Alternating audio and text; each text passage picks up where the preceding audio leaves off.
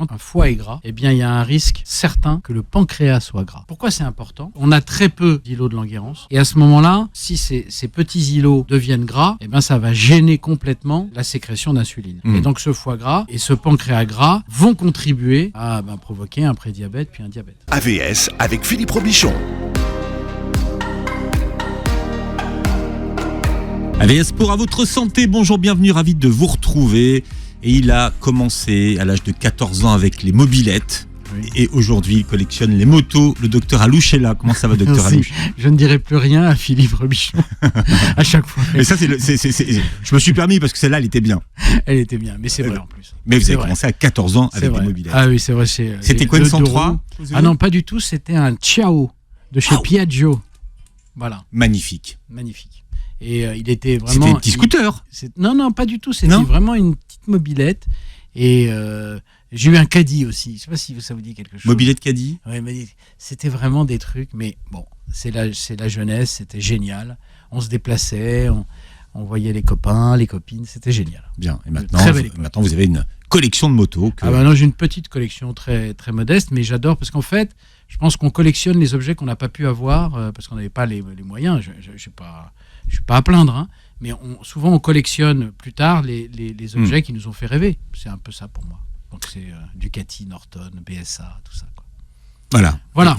Je vous dis ça parce qu'à chaque fois, le docteur Alouche vient avec une de ses motos. De ses monuments. Attends, c'était la Yamaha. Je pensais à un scooter Yamaha qui s'appelait Chappie, peut-être. Oui, Chappie. C'était un petit qui était magnifique. Qui était un peu comme le Honda Dax. Ouais, pour ceux qui connaissent. Ouais. Bien. Bon. Je rappelle que vous êtes docteur Alouche, choses, ingénieur biomédical et chercheur dans le domaine de la prévention du diabète et du surpoids, que vous avez écrit plusieurs livres, mais votre dernier best-seller, c'est la méthode hépato-détox, mincir durablement et sans danger grâce au foie chez Albin Michel. Alors le foie, c'est vrai qu'on a fait beaucoup d'émissions sur le foie, et on va parler d'un organe vital et pourtant méconnu, le pancréas. Ah oui, alors le pancréas, il est vital et méconnu. Vital parce qu'il fabrique à la fois des hormones, mais aussi des substances, des enzymes pour pouvoir digérer. Et il est méconnu parce qu'il est très profond. En fait, c'est un des organes les plus profonds de l'organisme.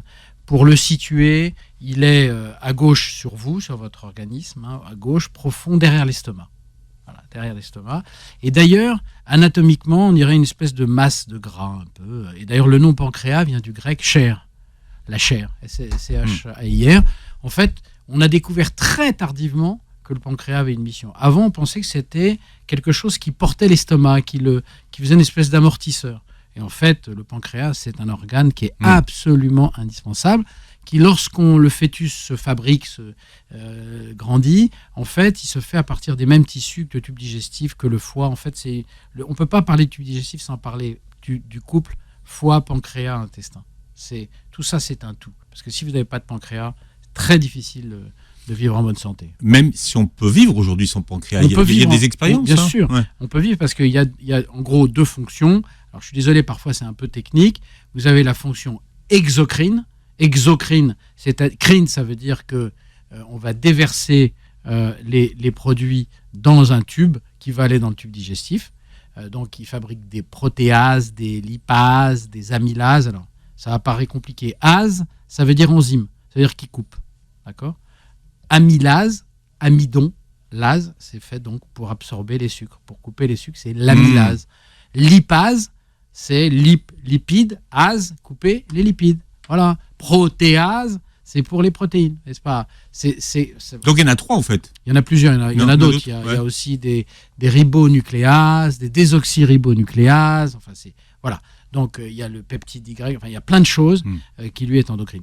Et donc ça c'est la première fonction. Donc vous avez un espèce, si vous prenez la forme, c'est un espèce de comment on pourrait dire ça, de béret, un peu de béret basque, un peu épaissi sur la fin. Et puis il y a un canal qui le traverse et qui va se déverser dans le duodénum. C'est là où il déverse toutes ses sécrétions pour pouvoir digérer. Voilà. Et la taille du pancréas ? Oh, la taille, disons il pèse à peu près 150 grammes. Voilà. Ouais, petit. Voilà. Il doit faire à peu près 12 cm sur 6 cm, 8 cm. C'est pas un organe très... En fait, il a pas bénéficié... c'est pas un bel organe comme le foie. Le foie, il est digne, il est là, c'est le général, c'est le patron, voilà. Lui, le pancréas, et pourtant c'est un organe extrêmement complexe. Et donc il a cette fonction exocrine pour digérer, et il a une fonction endocrine. Alors je explique. Crine, c'est faire des hormones. Endo, c'est-à-dire que ça se déverse pas comme exo dans le tube digestif, dans un tuyau, ça se déverse endo dans le sang. Voilà. Donc d'un côté, il exècre ce qu'il fait, il le lâche dans le tube digestif, de l'autre côté, il le lâche dans les artères pour pouvoir envoyer des hormones. Et quelle est l'hormone qu'on connaît tous pour le pancréas, mais ce n'est pas seulement cette hormone qu'il fabrique, c'est la fameuse insuline. L'insuline, qui, je vous le rappelle, a deux fonctions, celle de faire entrer le sucre dans les cellules avec sa petite clé, et la deuxième fonction, c'est de stocker le sucre en excédent dans les cellules spécialisées qui sont les adipocytes. Et on connaît tellement bien l'insuline que je pensais que le pancréas ne sécrétait que de l'insuline. Ah, pas du tout. Alors, les cellules bêta des îlots de Langerhans. Monsieur Langerhans, c'est lui qui a trouvé ces îlots. Voilà. Donc, ça s'appelle les cellules bêta, c'est celles qui font l'insuline. L'insuline, excusez-moi. Et puis, vous avez les cellules alpha qui font le glucagon. Alors, le glucagon, c'est l'inverse de l'insuline. C'est-à-dire que l'insuline, elle fait rentrer le sucre dans les cellules, donc elle abaisse la glycémie, puisque, je rappelle quand même, parce que comme ça on va comprendre. Glycémie, c'est le taux de sucre dans le sang. Si on n'a pas de sucre dans le sang minimum, on tombe en coma et on ne peut pas. Donc l'organisme et le foie régulent la glycémie, c'est-à-dire qu'il envoie du sucre quand on en a besoin. La glycémie à jeun normale, c'est-à-dire glucose émis sang normal, c'est compris entre 0,75 g par litre et 1,05 g par litre. Voilà. Au-dessus, c'est autre chose. On en a parlé suffisamment à cette antenne. D'accord ? Donc, ça, c'est l'insuline qui donc va permettre de faire rentrer, quand elle fait rentrer le sucre. Donc, j'avale du sucre. L'insuline est sécrétée.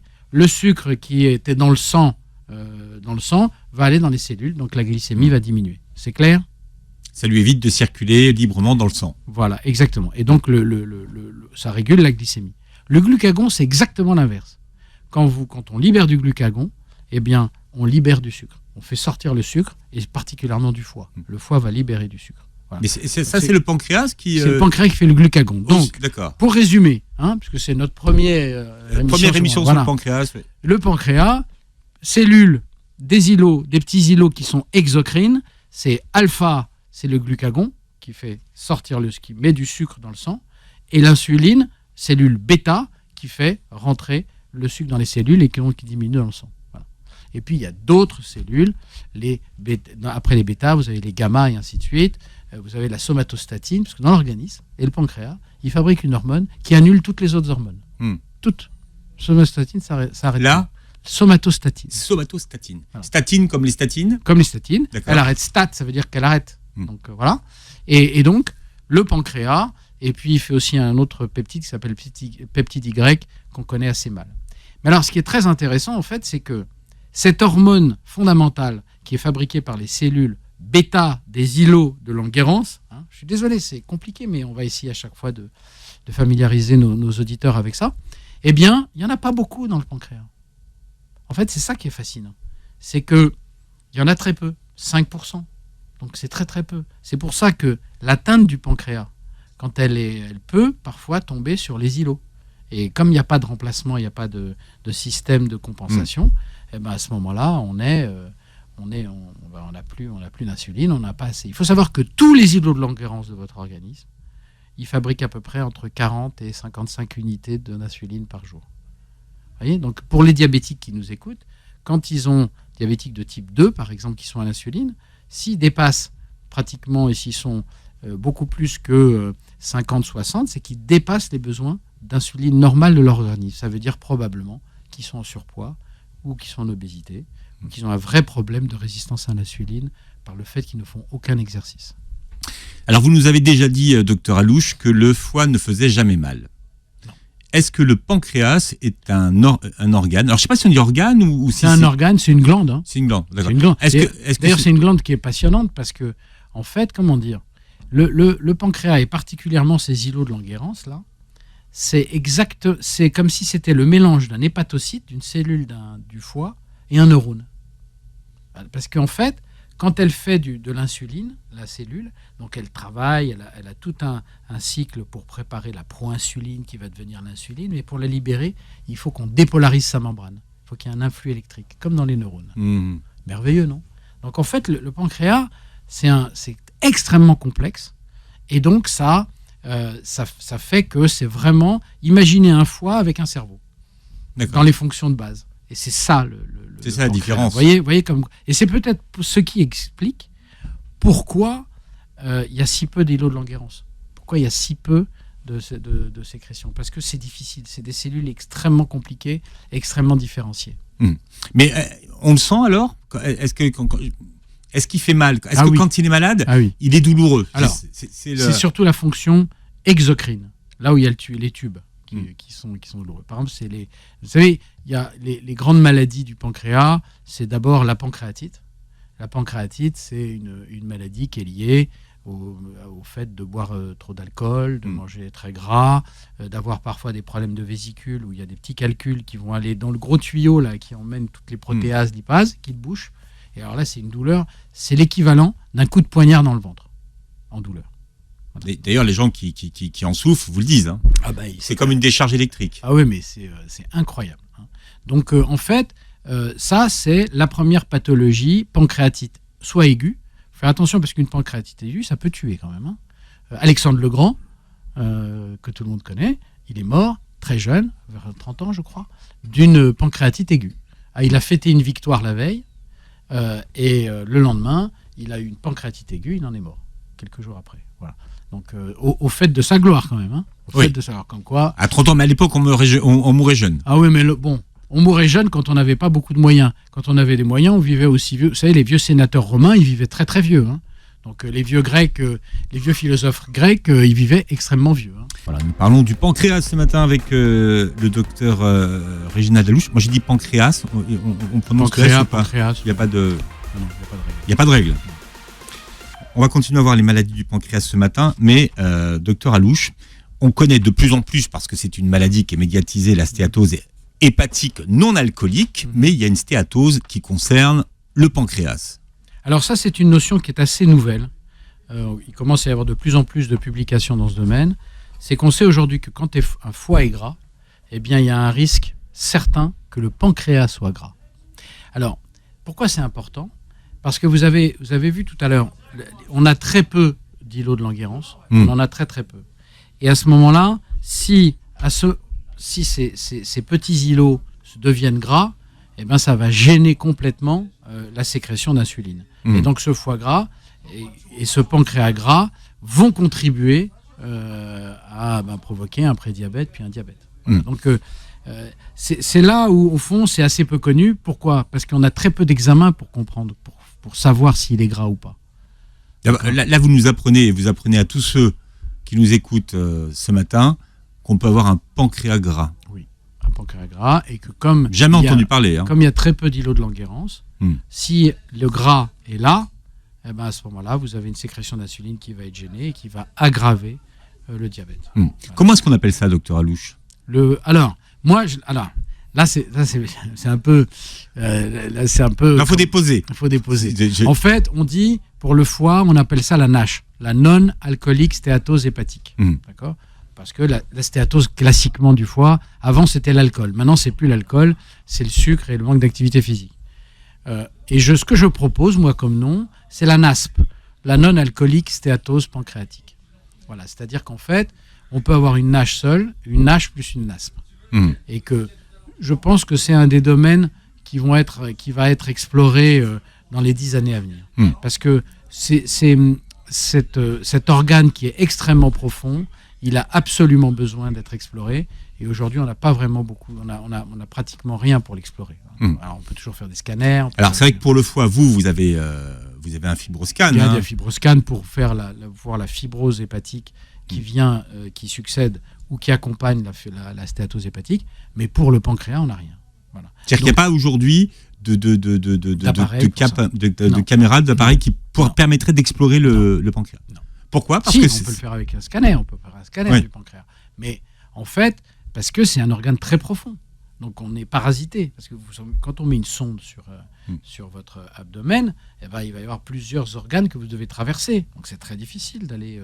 Le foie, on y a accès, juste sous le grille costal. L'estomac, on peut le prendre par fibroscopie. Le côlon, on peut faire la coloscopie. L'utérus, l'utéroscopie. Enfin, je veux dire, mais le pancréas, malheureusement, on ne peut pas. C'est d'ailleurs une des raisons pour laquelle les cancers du pancréas sont détectés très tard. Souvent, c'est trop tard. Même. Donc, parce que c'est un pancréas c'est un cancer qui est très agressif. Comment on fait un bilan pancréatique aujourd'hui ? On fait des prises de sang. D'accord. Alors, dans ces prises de sang, on va mesurer par exemple les lipases pour savoir si la fonction, maintenant vous savez ce que c'est, exocrine pour la digestion fonctionne bien. On va mesurer le taux d'insuline. Si on a un doute d'ailleurs, pour savoir s'il fait de l'insuline efficace ou pas, on peut faire ce qu'on appelle le peptide C. C'est un peptide qui est fait en même temps que l'insuline. Et le fait de le mesurer, ça permet de savoir si vous avez par exemple des gens qui font peu d'insuline, mais ils font beaucoup de peptide C. Donc ça permet de comprendre pourquoi et ainsi de suite. Donc il y a peut-être un dysfonctionnement. Et puis il faut savoir aussi que le pancréas, il est un peu plastique. C'est-à-dire que on sait par exemple que quand on est enceinte, il faut plus d'insuline. Quand on est stressé, il faut plus d'insuline. Donc le pancréas qui est piloté par l'hypothalamus, il est piloté par l'hypothalamus. Alors vous le montrez à la radio, c'est dans le cou. C'est à la base du crâne, dans ce qu'on appelle le tronc cérébral, c'est la partie archaïque du cerveau. Partie sur laquelle vous n'avez pas de contrôle quasiment aucun. D'accord ? Et cette partie qui est très archaïque, c'est elle qui pilote le pancréas par l'intermédiaire d'un nerf qu'on appelle le nerf vague, qu'on connaît très mal aussi. On ne connaît pas, par exemple, les influx. On peut les regarder, mais on ne sait pas. Le nerf vague, c'est un nerf qui va de l'anus au cerveau et qui remonte toutes les informations qui vont de l'anus à la gorge. Voilà. De mémoire, vous nous avez dit un jour que c'était l'autoroute. C'est une autoroute dans les deux sens, mais on est incapable de dire ça c'est un signal qui vient du côlon, ça c'est un signal qui vient du pancréas, ça c'est un signal qui vient de l'estomac. Personne ne sait. Voilà. C'est ça qui est merveilleux. Donc il y a encore beaucoup à défricher. Parce que imaginez qu'on puisse se brancher sur le nerf vague. Vous savez, comme la valise dans les autos, là, quand on fait la révision. Aujourd'hui, oui. Voilà. Ouais. Vous branchez sur le nerf vague, et le nerf vague vous dit, le pancréas ne va pas. Ou le foie ne va pas. Ou l'intestin ne va pas. Ce serait absolument génial. Mais c'est ce qu'on appelle l'étude des potentiels évoqués, c'est-à-dire que vous avez des ondes dans les nerfs, des ondes électriques. Et puis, si on était capable de faire la discrimination, et ça, je pense que ça vaudrait un Nobel à quelqu'un. C'est sûr. Parce que le nerf vague, c'est un vrai casse-tête.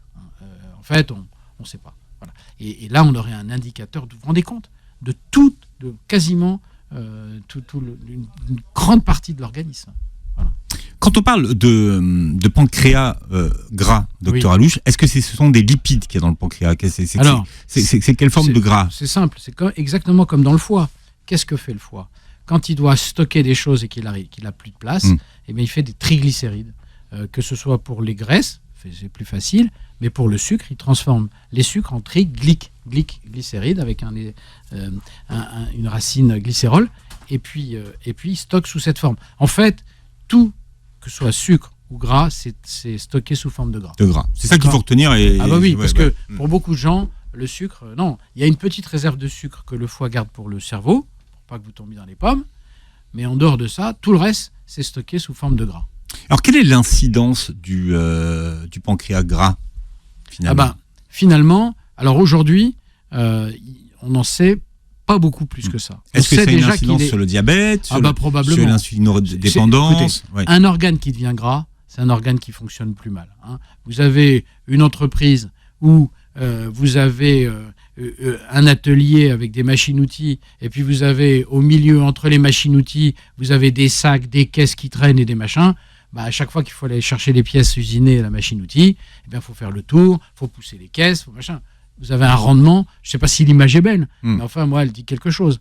C'est le problème, par exemple, si dans votre usine, vous avez un tout petit stock, et vous ne pouvez pas vous agrandir parce qu'à côté, il y a un supermarché, eh bien, qu'est-ce que vous allez faire ? Si vous avez une grosse commande et que vous n'avez rien, vous allez stocker où ? dans l'usine. Et quand vous stockez dans l'usine, vous allez gêner le travail. Les gens vont être un peu irrités. Le fraiseur, il ne peut pas fraiser convenablement parce qu'il a des trucs qui le gênent et tout ça, et il ne peut pas travailler. Donc, c'est pareil avec les organes. C'est la même chose. C'est qu'un organe qui est chargé en gras, que ce soit le foie, le pancréas, le cœur, qui peut être farci par du gras, eh ben, il ne fonctionne pas de la même façon. Ça paraît évident. Et il n'y a pas 36 solutions pour ça. Il faut enlever cette graisse. Comment j'enlève la graisse ? Eh bien, j'améliore ma façon de m'alimenter. Je ne dis pas, parce que les régimes aujourd'hui, on n'en sort plus. Et de toute façon, tout le monde est au régime aujourd'hui, hypercalorique. Tout le monde mange trop. Moi, ça me fait rire quand on dit « Ah, mais les régimes, ça sert à rien. » Mais mon grand, les régimes, on mange tous trop. Donc, on est tous au régime.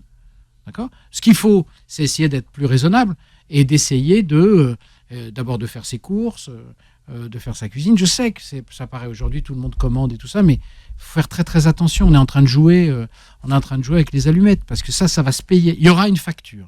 Il faut savoir.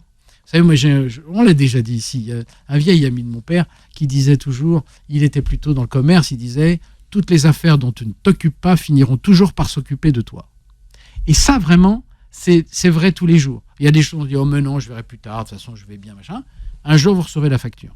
Et la facture, quand on est pour la santé, c'est jamais une facture facile à payer. Hein. Les autres, bon, on les paye, on trouve un moyen. Mais les factures de santé, c'est des factures qu'il ne faut pas payer. Donc, qu'il ne faut pas payer. Qu'on ne peut pas qu'on ne peut pas payer. Mais alors, parlons de ce pancréas à dégraisser. Donc, oui. Il faut faire attention, cuisiner soi-même. Alors, à dégraisser, c'est une excellente question, Philippe. Pourquoi ? Parce qu'on sait, par exemple, que pour le foie, quand on augmente le débit cardiaque, c'est-à-dire quand on fait du cardio, on bouge, c'est tout le problème des patients qui disent « Mais je marche, docteur ». Malheureusement, pour le foie et le dégraisser, il ne faut pas que marcher, il faut faire du cardio. Voilà. Donc, parce que quand le débit cardiaque augmente, du cardio pour tout le monde, parce que c'est vrai qu'on utilise toujours cette expression en imaginant que tout le monde sait ce que c'est que le cardio. C'est mouiller la chemise. C'est cardio training. C'est mouiller la chemise. C'est pas de moi. C'est d'un illustre médecin que je lui ai repris. Mais mouiller la chemise. Voilà. Donc mouiller la chemise, c'est être un peu essoufflé, c'est machin. Faut pas non plus ce qu'il faut dans l'exercice physique, c'est qu'il soit régulier. Il faut pas se dégoûter, il faut pas se faire mal. Si on se fait mal, on s'arrête pendant 2 mois, donc on perd l'avantage. Et si on se dégoûte, on ne fait plus, puis on n'a plus envie. Voilà. Donc c'est une stratégie. Hein, c'est une stratégie. Vous savez très bien qu'après 40 ans, l'exercice physique, ça devient un médicament. D'accord ? On a fait une émission sur la séquestration splanchnique. On sait qu'après 60 ans, manger un peu plus de protéines, c'est nécessaire. On l'a expliqué dans cette vidéo.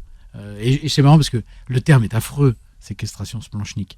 Mais en fait, tout le monde l'a retenu. Parce qu'en fait, ils se disent... Écoutez, on a la séquestration et les îlots. Et les îlots. Maintenant, c'est les îlots de Languérance. Monsieur Languérance. Vous vous rendez compte de la notoriété de ce type ? Voilà. Ouais. Ça, je suis jaloux. Vous vous rendez compte ? Quoi qu'il arrivera, quel que soit le futur de ce monde, de cette terre, les îlots de Languérance resteront les îlots de Languérance. Alors, aujourd'hui, on a la NASP. La NASP. Bon, voilà. Donc, quand on parlera du docteur... C'est Monsieur Languérance, quand même. Oui, mais quand on parlera du docteur Alouche, on dira l'inventeur de la NASP qui a déposé le terme. Mais là, je prends mes précautions vis-à-vis de mes confrères. C'est une idée qui m'est venue parce que, en fait, si le foie est gras et que le pancréas est gras, eh ben, il faut faire quelque chose. D'accord ? Et la question qui se pose, c'est, on sait que pour le foie, faire de l'exercice, augmenter le débit cardiaque, faire du cardio-training, ça marche pour le dégraisser. On ne sait pas si ce n'est pas la même chose pour le pancréas. C'est ça qui est intéressant. En tout cas, il y a une chose pour le pancréas qui peut aider le pancréas, si on a un prédiabète ou un diabète, c'est d'améliorer la sensibilité à cette hormone qui est l'insuline du pancréas. Et pour ça, un muscle qu'on fait marcher, il devient plus sensible. Un muscle qui ne marche pas, il résiste à l'insuline. Et donc, qu'est-ce qui se passe s'il résiste à l'insuline ? Le pancréas, il doit faire plus d'insuline jusqu'au moment où il est épuisé et il ne peut plus en faire, et ça, c'est le diabète. Et le docteur Réginald Delouche, qui est notre invité avec nous aujourd'hui, qui est un petit peu le Franck Ferrand de la médecine. Le Franck Ferrand, oui. Parce que vous connaissez, vous êtes passionné d'histoire. L'historien, c'est pour ça, je dis. Mais si on ne connaît pas l'histoire, on ne peut pas imaginer le futur, vous savez bien, c'est pas de moi non plus. Hein. C'est vrai. Mais à Canossa. Aller à Canossa, ça c'est bien. Oui. Aller à Canossa, c'est une expression que j'aime bien. Vous savez, c'est le fameux Henri IV le Germanique en 1077 qui a été demandé pardon au pape pour une sombre histoire de nomination d'évêque. Et d'ailleurs, il s'est vengé après, Henri IV, puisqu'il il a fait démettre le pape qui était Clément. Non, Clément, c'est son successeur. Lui, Je suis pas bon en c'était- pape. Alors je suis désolé. C'est vraiment pas- Non, je suis pas du tout bon en pape. Voilà, mais cette expression, vous pouvez la sortir dans un dîner, c'est superbe. À Canossa. Aller à Canossa, À Canossa. les gens. ont Ça veut dire que je parfois- m'excuse, c'est ça? Aller à Canossa, c'est demander pardon. Je demande Mais pardon. dans des conditions, robe de bure, avec sa femme et ses enfants, avoir traversé les Alpes. Enfin, vous voyez, quoi, c'est pas aller, je te demande pardon, avec une tape sur le dos, quoi. On parle d'un organe mystérieux, mais un organe qui fait peur, parce qu'en général, quand on commence à parler et à s'intéresser à son pancréas, c'est que Bah oui, ça c'est va pas que- fort. voilà. Et souvent, les pronostics pour les personnes qui ont des maladies qui touchent le pancréas sont pas toujours très optimistes, même si elles sont prises à temps. On voit des cas de personnes qui sont... Ah, tout à fait, tout à fait. Aujourd'hui, et puis la médecine fait d'énormes progrès. Donc, rapidement, les maladies du pancréas. La première, c'est la pancréatite, qu'elle soit aiguë et qui est dangereuse, parce que dans 50% des cas, ça peut très mal se terminer. Donc, elle est symptomatique. Hein. Ah oui, c'est coup de poignard dans le ventre. Hein, voilà. Deuxième, c'est la pancréatite qui devient chronique. D'accord ? Et ça, on en souffre. Il faut compenser ça en prenant des médicaments pour assurer la digestion. Et puis, il y a le fameux cancer du pancréas qui est en augmentation, en très grosse augmentation. Et c'est intéressant. Pourquoi ? Parce que on s'aperçoit que les facteurs qui favorisent le cancer du pancréas, qui sont attachés épidémiologiquement au pancréas, c'est l'alcool, mais c'est aussi l'obésité, c'est aussi le tabac, à partir de 15 cigarettes jour, hein, quand même, il faut le dire. Hein. L'alcool, il faut en boire quand même, hein, je dis. Hein, voilà. Et puis maintenant, il y a la pollution. Il y a par exemple la province du Kerala, en Inde. Quand elle est passée d'une électricité carbonée avec charbon lourd, et quand elle est passée au décarboné électrique, les cancers du pancréas ont diminué de moitié, je crois. Ah oui, c'est incroyable. Donc c'est l'épigénétique dont on parle aujourd'hui. C'est peut-être l'épigénétique, mais c'est aussi qu'il y a des facteurs extrinsèques qui fait que quand vous inhalez des molécules qui ne sont pas des molécules que vous avez qui sont tolérées par votre organisme, eh bien après ça va aller dans les artères et ça peut aller dans des organes et provoquer des problèmes. Il y a un dernier facteur qui est à mon avis péjoratif, mais ça on a très très peu de données là-dessus, ce sont les perturbateurs endocriniens. Je rappelle que le pancréas c'est une glande endocrine. Donc c'est un perturbateur endocrinien, ça va perturber cet organe du pancréas. Et vous savez qu'aujourd'hui, les perturbateurs endocriniens, il y en a absolument partout, que ce soit les pesticides ou les produits, les additifs, certains additifs alimentaires, ou les plastiques, ou les retardateurs de feu, ou les choses, vous savez, qu'on met dans les meubles. Vous savez que non. Les canapés, les meubles, il y a eu, il y a une vingtaine d'années, des vrais problèmes. Et les Californiens ont été très en avance parce que pour éviter qu'ils prennent feu, parce qu'il y avait une législation, parce qu'on s'apercevait qu'il suffisait d'une cigarette, et puis à ce moment-là, ils prenaient feu. Il y a eu ce qu'on a appelé des retardateurs de feu, donc les canapés étaient livrés, les meubles étaient livrés avec ça. C'est quoi ? C'est des revêtements ? C'est des revêtements, c'est en fait des sprays chimiques pour éviter que ça prenne feu spontanément, parce que ça prend feu très vite, hein, parce que c'est des matériaux qui sont plutôt des matériaux issus du plastique.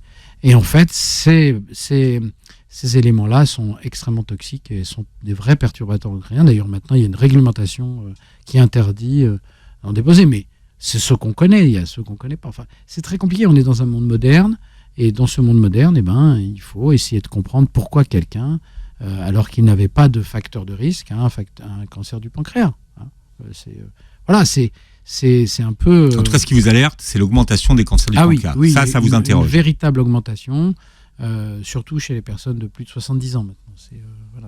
Ça se déclare à plus de 70 ans souvent. Donc voilà, il faut avoir ça. Et c'est pour ça que faire attention à notre environnement, sans devenir des fous de ça, mais faire attention à notre environnement, c'est important. Dans quoi je vis où sont mes produits de nettoyage à la cuisine? Est-ce qu'ils sont proches de mes repas?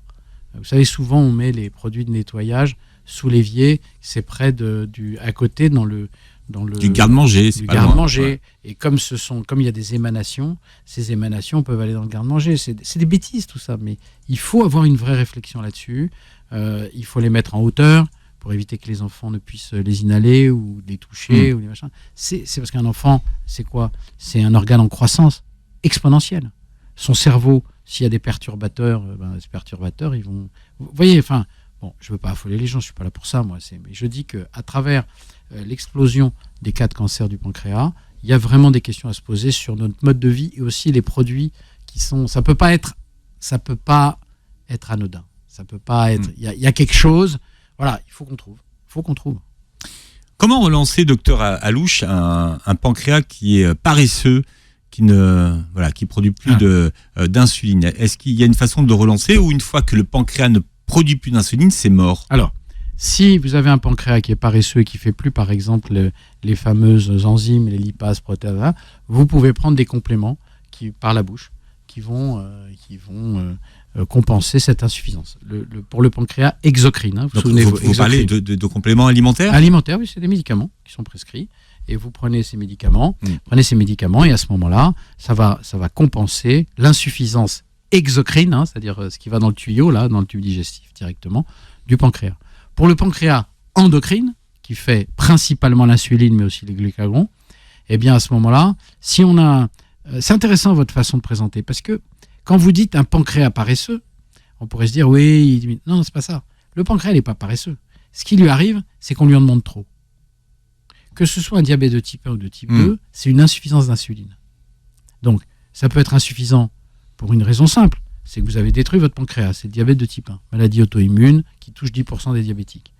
Mais pour les 90% qui restent, c'est que tout simplement, peut-être vous avez grossi, et qu'à ce moment-là, votre pancréas qui faisait ses 50 unités, là il doit en faire 70, il ne les fait pas. Donc la balance n'est plus équilibrée. Ça peut être ça, mais ça peut être aussi, allez, il les fait les 70, vous lui avez demandé. Mais à force d'être sédentaire, de manger un peu gras, un peu sucré, qu'est-ce qui se passe? Eh bien, les muscles, qui sont quand même un très très gros organe de notre organisme, eh bien, ils deviennent insulino-résistants. C'est-à-dire quand l'insuline tape à la porte, il fait non, je ne vais pas ouvrir. Et à ce moment-là, le pancréas va en faire de plus en plus, jusqu'au moment où il ne peut plus. Parce que lui, il faut quand même savoir, on ne l'a pas dit, mais il est sous la direction absolue du cerveau. Absolue. Le cerveau lui envoie l'hypothalamus, là, vous savez, cet organe dont on a parlé, qui est dans le cerveau archaïque, lui envoie des informations. Et vous allez comprendre, là, vous allez comprendre comment cette complexité, comme elle est belle, cette complexité. Vous mangez. Vous avez l'alimentation qui va, le sucre que vous avez mangé qui va dans votre tube digestif, dans l'intestin. Tout le sang de l'intestin, il va dans le foie. Maintenant, je pense que tous nos auditeurs le savent. Par quelle veine? La veine porte, qui est la porte du foie. Eh bien, figurez-vous que dans la veine porte, il y a des capteurs, on en avait parlé, capteurs de glucose, qui sont reliés au cerveau. Donc, quand ces capteurs disent au cerveau, il y a du sucre, à ce moment-là, le cerveau va dire au pancréas, fais de l'insuline. Et c'est très organisé. Dans les îlots, le cerveau, c'est exactement, toi tu vas me faire 3 unités, toi tu vas m'en faire 10. C'est absolument magique, quand même. C'est absolument magique. Donc en fait, ce qui se passe, c'est que par exemple, vous pouvez très bien comprendre que si les capteurs sur la veine porte diminuent en quantité, ne renseignent plus très bien le cerveau sur la quantité de sucre, eh bien il ne donnera pas les ordres pour faire suffisamment d'insuline. C'est le début avec le prédiabète et le diabète. Vous voyez, il ne faut jamais penser à un organe seul. Jamais dire, c'est la faute de... Il faut avoir une vision globale de l'individu, ce qu'on appelle la vision holistique. Et il y a de plus en plus de médecins aujourd'hui qui ont cette approche. En tout cas, c'est... Ce qu'on le temps. Ce qu'on le temps. Ce qu'on le temps, parce que c'est vrai que c'est difficile. Voilà. Quand vous avez 10 minutes, on demande beaucoup. C'est compliqué d'avoir une vision holistique. Il y a beaucoup de débats sur la médecine, mais enfin, bon, c'est pas le sujet. Mais un individu, un être humain, c'est un tout. C'est un tout. Peut-être petite remarque, quand vous avez du stress, vous avez un parent qui est malade, machin, vous avez besoin de faire plus d'insuline. C'est incroyable. Parce que c'est comme ça que ça marche. Donc, vous ne pouvez pas prendre quelqu'un et lui dire il suffit de faire ci, il suffit de faire ça. Non, c'est un tout. Et pour ça, il faut pouvoir parler, il faut pouvoir discuter, il faut pouvoir avoir un tout petit peu de temps pour écouter son patient. Bon, vous mettrez vos commentaires sur la vidéo qu'on mettra sur la chaîne YouTube si vous avez des questions sur le pancréas, première émission sur le pancréas, mais c'est vrai que c'est un sujet encore très neuf que le pancréas, c'est un mot que tout le monde connaît, mais une réalité que personne ne connaît. Alors, en parlant de vidéos YouTube, Oui. docteur Alouche, bravo. Oui. Vous Oui. êtes rentré dans le club des millionnaires sur YouTube. Je suis Et très moi, je fier. pense que pour fêter ça, on devrait quand même manger un petit couscous au poisson. Avec le docteur Walid Mekedem. Je le connais, ça pourrait lui faire plaisir. Oui, mais c'est vrai. D'ailleurs, on l'a fait. Hein. Ouais, hein, un petit couscous voilà. au poisson. Voilà. J'ai découvert le couscous au poisson. Ah ouais, le couscous au poisson, Et c'est le mardi parce docteur que c'est le Walid début. Mekedem. C'est le début de. Enfin, c'est là où la pêche arrive, hein, parce que vous savez que dimanche et lundi, il n'y a pas de pêche. Donc, dans les bons restaurants, on fait du couscous. On l'appelle aussi le couscous rouge parfois. Ouais. Et c'est vraiment absolument délicieux. Moi, un couscous au poisson, au Ouais. mérou, Oui. c'est un truc. Oh, mais s'il y avait que du mérou. C'est vraiment. Par contre, ce que je trouve, c'est la taille des boulettes. Oui. Et moi, boulette, vous voyez, vous savez, fais Non, mais la felle. attendez, vous Non, m'avez fais la invité felle. pour parler du couscous. Non, fais la felle. Mais là, les boulettes du couscous au poisson, c'est des. Ah ouais. Elles sont Ah ouais. triple XL. Ah oui, triple XL, mais c'est bon. Le couscous, c'est un. On pourrait faire un colloque de 3 jours. Non, mais le couscous au poisson, c'est une hérésie. Mais c'est docteur rarissime, Alouche. c'est rarissime. Mais ouais. Hein. Le couscous, c'est un ingrédient de base. Et en fait, il peut être travaillé de façon très fine, hein, très, très élégante. Hein. Les gens disent le couscous. Non, le couscous, c'est quelque chose de vraiment très important. Bon, pour moi, c'est très important. Donc, Surtout le couscous au poisson. couscous au poisson. Vous m'avez eu là. Franchement, il faut arrêter, Philippe. Sinon, je vous dirai plus rien. Hein. En tout cas, on s'est régalé. J'ai des doses. C'était magnifique. On va inviter le docteur Walid Mekedem Avec plaisir. pour venir faire une émission avec plaisir. vous, qui s'est régalé aussi. Il était sceptique sur le couscous au poisson. Bah, il connaissait pas. Non, il connaissait pas. Il m'a dit le couscous au poisson, qu'est-ce que c'est ça? Il connaissait pas. Et puis, Je sais pas, vous qui m'avez fait une réputation sur le mesfouf. oui, Hein maintenant, il faut se rattraper sur le couscous au poisson. Ouais, mais qu'est-ce que c'est bon.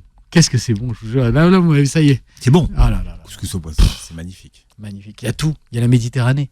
Il y a tout dans le couscous poisson. Vous avez le poisson, le mérou, qui est un poisson Il n'y méditerranéen. a pas que du mérou, il y a du Il mulet. y a du mulet, Ouais. il y a les épices, il y a les odeurs, il y a ce couscous qui a été fait tranquillement, qui est fin, qui est léger, qui est aérien, qui n'est pas le couscous. Voilà. C'est génial.